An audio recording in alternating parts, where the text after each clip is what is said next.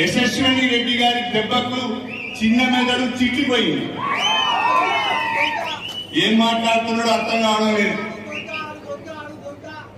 ఏం మాట్లాడుతున్నాడో అర్థం కావడం లేదు. అంతకుముందే సరిగా మాట్లాడరాదు.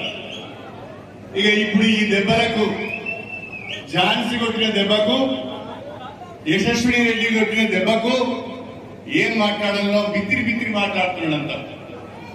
అంత అయోమయంగా మాట్లాడుతున్నాడు.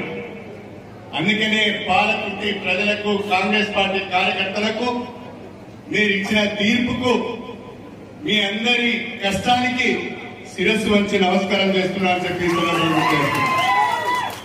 మేమైతే ఊహించలే. ఆ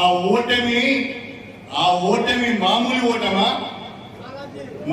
ఓటమా ఆత్మహత్య చేసుకునేంత పరిస్థితి తీసుకొచ్చింది మీరన్నా. 50,000 ఓట్ల మెజారిటీ అంటే కొత్తగా రాజకీయాలకు వచ్చిన యశస్విని రెడ్డి ఓటమి ఎరగని నాయకునని చెప్పుకునే వ్యక్తిని మళ్ళీ పాలకుర్తి పొలిమెర్లకు రావద్దు అని చెప్పి బ్రహ్మాండమైన గెలుపును మీరు యశస్విని గారికి ఇచ్చారు.